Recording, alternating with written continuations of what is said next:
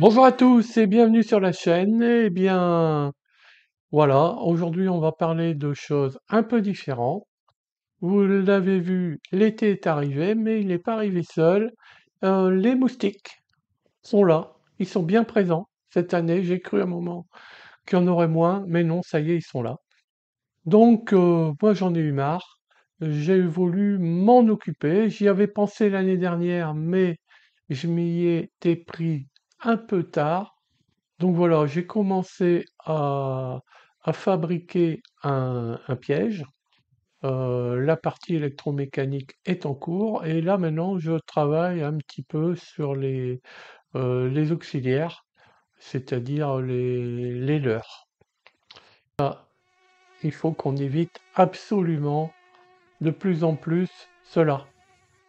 Alors les leurres, faut savoir que les moustiques, on peut lutter contre eux, je connais 2 façons, c'est-à-dire qu'il faut lutter contre, les femelles qui souhaitent venir, nous piquer pour, sucer notre sang, donc nous les animaux, afin de pouvoir ensuite pondre.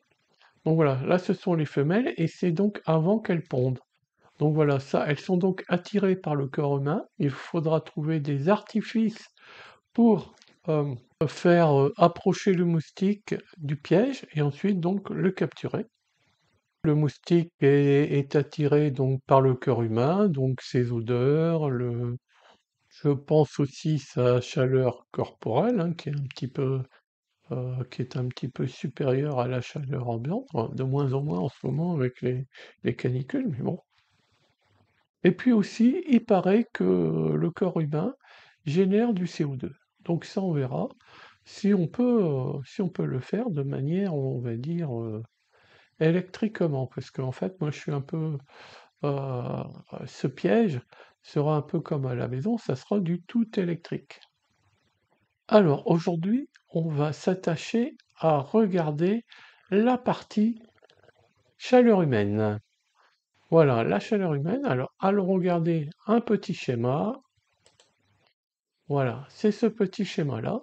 Donc en fait, je me suis rappelé que dans mon deuxième job, au tout début de ma carrière, donc, eh bien, je mettais au point des oscillateurs pour des réémetteurs de télévision. On était à l'époque du 100% hertzien, et donc les petits villages qui étaient dans les vallées encaissées ne recevaient pas les signaux. Donc il fallait installer des petits réémetteurs par-ci par-là. Et donc, bien entendu, chacun avait sa fréquence particulière. Et donc, eh bien, pendant quelque temps, j'ai mis au point ces oscillateurs. Je réglais, c'était vraiment un boulot très répétitif, hein. Je réglais la température du quartz de manière à ce qu'il dérive le moins possible en fonction de la température. En fait, le quartz, sa fréquence, eh bien, elle varie en fonction de sa température et selon une courbe, en fait, avec, changement de pente. Donc, il fallait trouver, en fait, le point d'inflexion, donc, de la courbe, fréquence égale fonction de la température, de manière à avoir la tangente horizontale. Et donc, si la température variait, la fréquence variait très très peu. Et donc pour ça, le quartz était dans une petite étuve, et cette étuve, on l'a chauffée à l'aide de 2 transistors type 2N3055. On leur faisait passer un courant dedans, tout simplement, et puis ben, ça chauffait. Et bien entendu, il y avait des isolants, hein, à l'intérieur, des isolants on va dire thermique, et donc on arrivait à régler une bonne température, et de cette manière, on avait une certaine stabilité en fréquence. Et donc, ben, je me suis rappelé de ça, et je me suis dit, c'est vrai que les transistors peuvent servir aussi à chauffer. Alors, donc je suis abouti sur ce schéma-ci, qui est un schéma améliorable, mais pour mes moustiques, il me suffira. Donc j'ai d'abord fait des essais, je voulais en fait, au au début, je voulais pas de résistance de puissance ici, et donc je voulais vraiment piloter finement. Alors j'ai essayé avec des MOSFET canal N et des Darlington tels que celui-ci, heu, de puissance bien entendu, et je voulais régler finement leur tension base émetteur ou gain source de manière à venir piloter le courant. Mais je peux vous dire, c'est casse-gueule, et d'ailleurs, j'en ai bousillé deux, j'ai claqué deux MOSFET. Au début, ça marchait bien, parce que mon alimentation, ma première alimentation, en fait, elle se limitait à 2 ampères. Et donc j'avais beau faire des fausses manips, et ben voilà, ça clignotait tout ça, mais en fait, je ne bousillais pas mon transistor. Quand je suis placé sur une alim, on va dire conséquente, et ben voilà, la moindre fausse manip, eh bien, je bousillais mon transistor. Donc il faut bien venir vraiment piloter le courant. Alors comment? Alors je voulais aussi un générateur de courant le plus simple possible, même s'il était imparfait. Je veux juste faire passer un courant dans un transistor, le faire chauffer, quoi, hein. Donc, même si c'est pas très stable, c'est pas très grave. Donc, bah, je suis arrivé par faire ce que j'appelle un générateur de courant basique, imparfait, c'est-à-dire que le courant dans le transistor sera égal à quoi? Sera égal à cette tension-là, divisé par cette valeur de résistance ici. Alors, j'ai dû mettre un Darlington, hein, parce que, en fait, avec 1 ampère ici, eh bien, il fallait quand même un gain important pour avoir un courant de base, on va dire, raisonnable. Donc, j'ai un Darlington, on le voit ici, hein, c'est constitué de deux transistors, et on voit en fait que j'ai un double VBE ici, hein. Donc je vais avoir quelque chose dans mes calculs, j'ai pris 1,2 V, mais je suis plutôt aux alentours d'1,1 V. Voilà, donc eh bien, cette tension-là, on peut dire que c'est celle-là, moins ce VBE ici, hein, qui peut évoluer, bien entendu, qui peut dériver un peu, mais c'est d'ailleurs pour ça ici, enfin c'est une des raisons pour laquelle j'ai plutôt pris ici un 12 V qu'un 5 V. Mon pont, il est imparfait. C'est-à-dire que normalement, j'aurais dû le dimensionner de manière à avoir un courant de base beaucoup plus petit que le courant de pont, de manière à ce que le courant de base ne vienne pas influencer ici sur mes résistances qui sont là. Le fait est que je n'ai que des 10 kg en potentiomètre dans mes stocks. Eh bien, voilà, bah, j'ai donc fait un montage imparfait, ou plutôt un dimensionnement imparfait, pour le reproduire je veux dire, en série, mais pour un essai particulier, pour un prototype, il n'y a pas de souci, hein. L'important est d'en être conscient. Donc voilà, j'ai dimensionné ici mes composants, ici de manière à pouvoir régler plus ou moins 1 ampère là, et puis vous verrez sur la démo que bah, j'arrive à peu près à 37 degrés. J'arrive à 37 degrés quand il en fait une trentaine, hein. Bon là, j'avais pas le choix. Si, tout à l'heure, tiens, tout à l'heure dans la démo ici, puisque pour faire la démo, je suis passé dans la chambre, c'est la chambre la plus tranquille de la maison, et en même temps, elle est climatisée.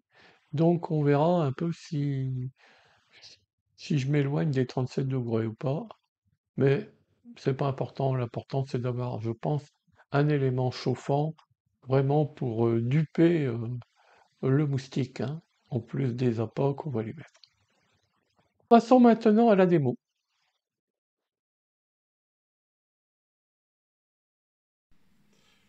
Nous voici à la démo. Alors la démo, d'abord, je vais vous parler un petit peu de ce qu'on n'a pas vu sur le schéma.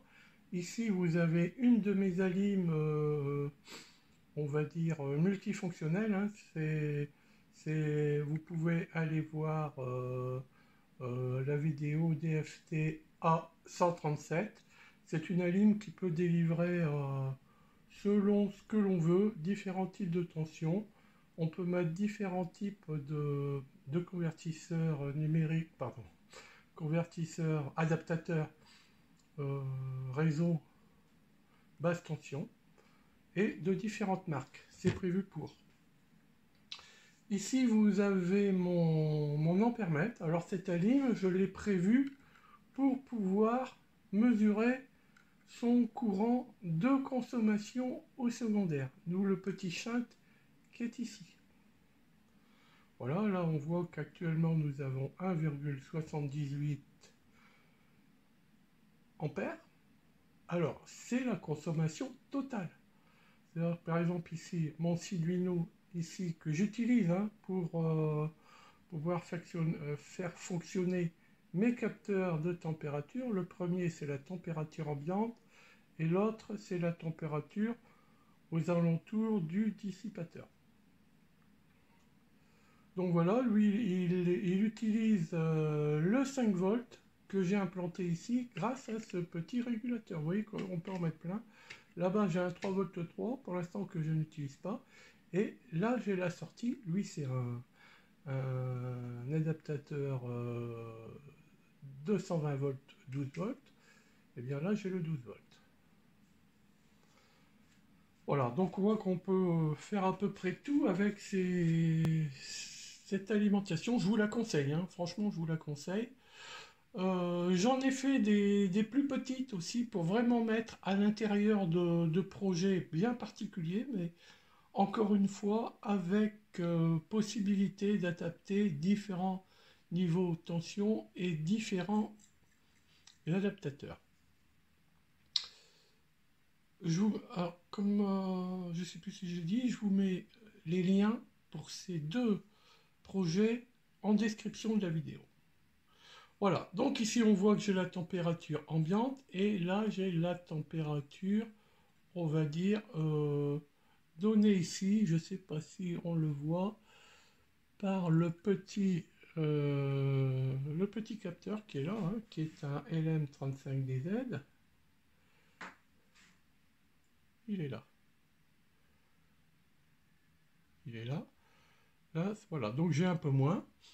J'ai un peu moins que 37 degrés, mais bien sûr, je pourrais le pousser. Ici, j'ai un potentiomètre. Alors, je ne suis pas en contact non plus, hein. On va le pousser un peu, ça va sûrement réagir un peu lentement, hein. L'inertie est très lente. On va le mettre au maximum. Vous voyez, on a 1,2 ampères. On sent que ça commence à être tiède. Voilà, et puis là, j'ai le transistor. Ici, c'est un Darlington NPN. Donc, dans lequel je fais passer un courant. Bon, tout bêtement, hein, c'est un générateur de courant imparfait. Bon, on a vu le schéma déjà, on ne va pas y revenir. Voilà ce que c'est. Alors, bon, je n'ai pas tout à fait 37. Voilà, donc peut-être il faudra pousser un peu le courant. C'est possible, d'autant plus que, eh bien, en terminant ce projet, j'ai trouvé une autre solution, enfin une solution qui va utiliser ce montage-là, mais je pourrais beaucoup mieux moduler le courant dedans de manière euh, très simple. Mais ça, je vous en parlerai la prochaine fois. Alors, ce dispositif a pour vocation de venir s'insérer sur mon piège à moustiques que je viens de terminer la partie basique, hein. Et ça va être un des leurres supplémentaires que en plus de l'odeur. On va essayer de simuler. Oui, je suis à 37 à peu près là. Voilà. On va essayer de simuler, on va dire, une chaleur corporelle de manière à inciter encore davantage la femelle moustique à se rapprocher du piège. Et, mais alors là, j'en parlerai une autre fois. Je suis en train de réfléchir pour faire un émetteur de CO2, mais pas avec des bouteilles de CO2, pas avec des produits chimiques, un générateur de CO2 électrique. Comme je vous l'ai dit, mon piège est un piège tout électrique. Oui, donc mon piège est terminé depuis hier en fait. Il a surtout fonctionné dans le garage et là je commence à le tester en extérieur, mais j'ai pas encore tout monté dessus au niveau des moustiquaires, etc. Je regarde surtout si l'aspect électromécanique fonctionne bien. Donc voilà, c'est ce que je voulais vous présenter, hein, en sachant, hein, je le rappelle, nous allons améliorer la partie commande, contrôle du courant dans ce Darlington. Un réglage beaucoup plus rusé que cette partie basique qui est ici, mais là je voulais surtout voir qu'avec ce dissipateur, hein, qui a la bonne dimension, hein, il fait 100 sur 120, donc c'est très bien. Voilà, regardez, il s'arrête là, hein. Il a la bonne dimension pour aller sur mon piège à moustique. Donc voilà, je voulais voir à peu près quel courant je devais lui faire passer et voir si j'arrive à avoir. Alors là, regardons à nouveau, je pense qu'on le voit, mais on peut aller zoomer un peu. Voilà, actuellement j'ai 36 degrés pour une température de 21 ambiante, mais comme je l'avais annoncé sur la première partie de cette vidéo, pour faire cet essai, je suis dans la chambre climatisée. Sinon, pour ce qui est à suivre, pour ceux qui s'intéressent encore à ma télévision à balayage mécanique, eh bien, je viens de recevoir des pièces et je vais pouvoir m'y replonger. Je dirais que actuellement j'ai une difficulté, c'est la stabilité sur la synchro.